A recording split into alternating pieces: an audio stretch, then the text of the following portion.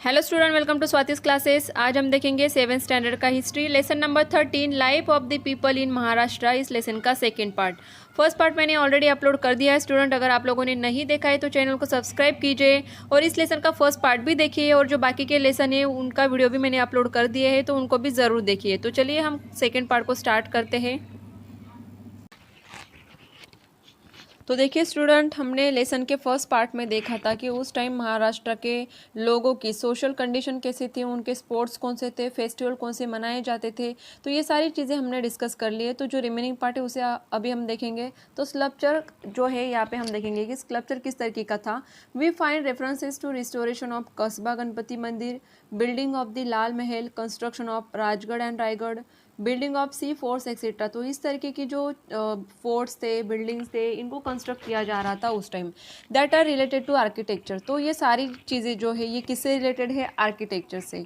Hiroji Indulkar was a famous architect of that period. तो ये जो काफ़ी फेमस नाम था हिरोजी इंदुलकर, ये काफ़ी अच्छे आर्किटेक्ट थे उस समय के।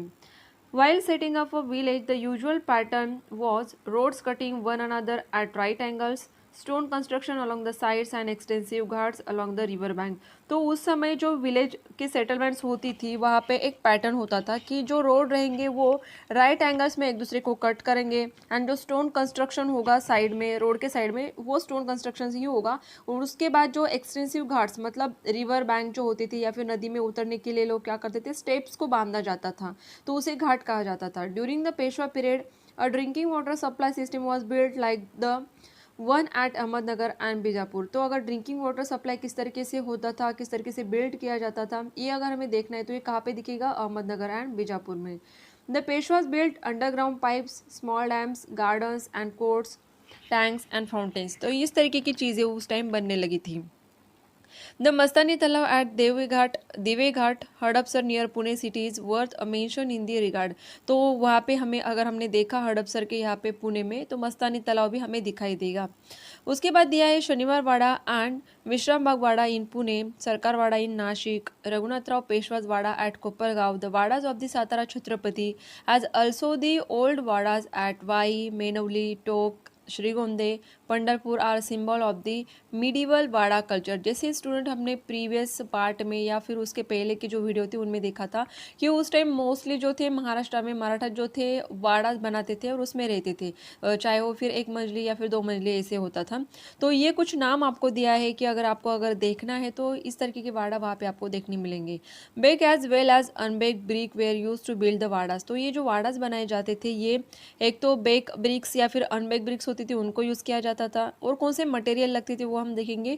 Wooden columns, rafts, boards, dressed stones, ash, finally prepared lime, round tiles for the roof, mud and bamboo were all use in the construction. तो इससे सब कंस्ट्रक्शन होता था उस time.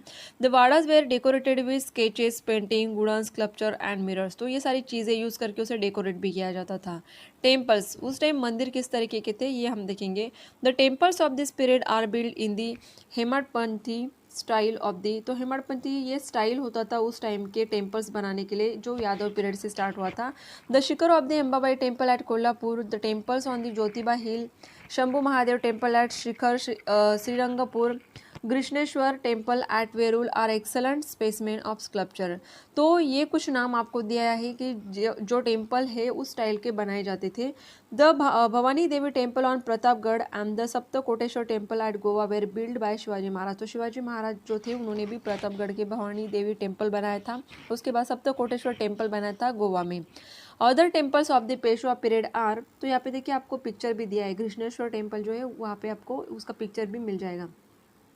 The Kalaram temple at Nashik, the Shiva temple at Trimbakeshwar, the Shiva temple at Koygaon, Kaygaon and Toka on the confluence of the Godavari and Pravara and the Mohini Raj temple at Nevasa. तो ये कुछ temples थे जो उस पीरियड में क्या किए थे, बांधे थे या फिर बिल्ड किए गए थे। Ghat, stone ghats built on a river or at the confluences of river are characteristic of Marathashahi. तो उस टाइम मराठेशाही की अगर कोई मेन कैरेक्टरिस्टिक होगी तो ये भी होती थी कि रिवर साइड में जो है स्टोन घाट्स बनाए जाते थे, जैसे कि हमने पहले देखा कि स्टेप्स नदी में जाने के लिए या फिर उतरने के लिए स्टेप्स के जैसे बनाए जाते थे, उसे घाट कहा जाता था। The most remarkable specimen of a ghat is the one at Toka Pravara Sangam on the confluence of the Godavari and Pravara. तो अगर हमें एक कोई रिमार्केबल या कोई अच्छा सा घाट देखना हो तो यहाँ पे हम देख सकते हैं। In a flight of step there would be one wide step at regular intervals. तो जैसे कि स्टेप्स होते थे, काफ़ी बड़ी एक स्टेप है जो कि इंटरवल्स के बाद हमें दिखाई देती है step. This would lend beauty to the entire ghat construction, जिससे कि पूरे घाट का कंस्ट्रक्शन जो है इसके कारण जो ब्यूटी है एक अच्छे से दिखाई देती है हमें। Strong bastions were built at regular intervals so as to prevent damage due to water currents. तो वहाँ पे स्ट्रॉन्ग बैशंस भी बनाए जाते थे जिसके कारण पानी का बहाव अगर तेज होगा तो उसके कारण कोई भी नुकसान ना हो, ये भी देखा जाता था। Painting. The paintings on the wall of Shaniwarwada are the important ones of the Peshwa period. Ragho, Tanaji, Anuparav, Shivaram, Mankoji are some of the important painters of this period. तो उस टाइम ये जो नाम दिए गए हैं ये काफ़ी जाने माने पेंटर्स थे।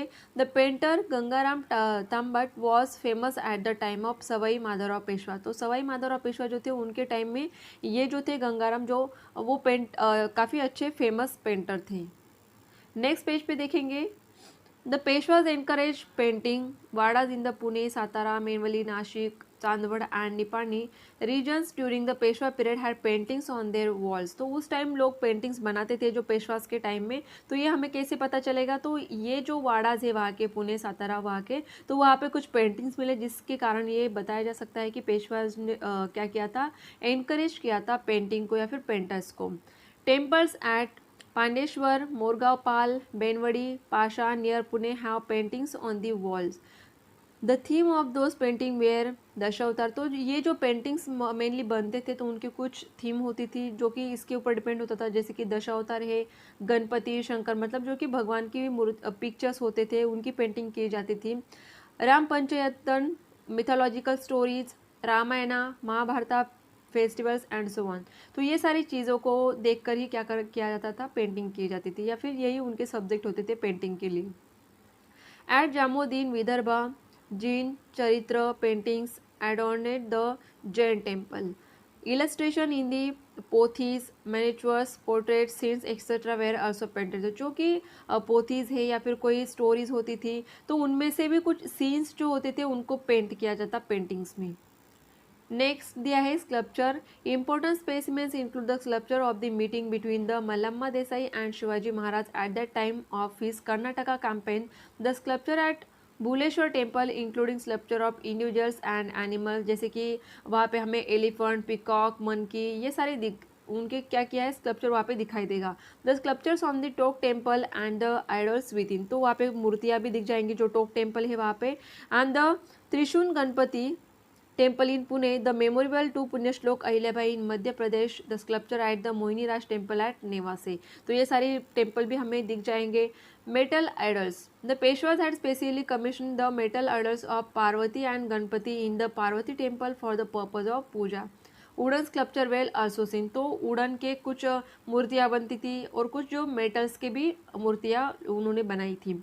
Literature, important forms of literature included the composition of the sant, mythological narratives, tika literature, ovi, abhanga, treatises, narrative poems, biographies, aartis of deities, povadas, bakhars, historical letters etcetera. तो लिटरेचर मीन्स जो कि साहित्य होता है, जो लिखित होता है या फिर ओरल होता है। तो यहाँ पे जो दिया है हमें कि संत महात्मा उनके बारे में हो या फिर मिथोलॉजिकल जो नरेटिव्स होते हैं, उसके बाद जो ओवी अभंग होते थे उनको भी लिखा गया था या फिर लोगों में ये सारी चीज़ें जो लिटरेचर जो था काफ़ी उस टाइम स्प्रेड हो चुका था। देन देखेंगे ड्रामा।